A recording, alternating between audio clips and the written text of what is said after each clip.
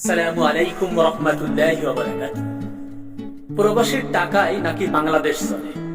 হাজার হাজার কোটি টাকা রেমিটেন্স বাংলাদেশে আসছে, কিন্তু সেই প্রবাসী যখন বিদেশ যায় তার হেতা খেতা যা থাকে সবকিছু বিক্রয় করে দিয়ে লাখ লাখ টাকা দিনা করে তাকে বিদেশ যেতে হয়। কেন?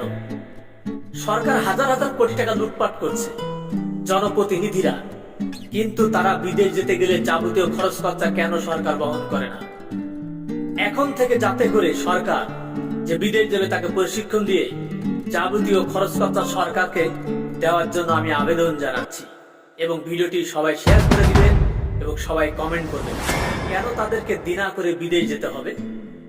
কোটি কোটি টাকা রেমিটেন্স পাঠাচ্ছে যাদের জন্য দেশ চলছে, আর জনপ্রতিনিধিরা বসে বসে হাজার হাজার কোটি টাকা লুটপাট করে বিদেশে বাড়ি করবে 360টা 4,000 কোটি $4,000 বিলিয়ন লুটপাট।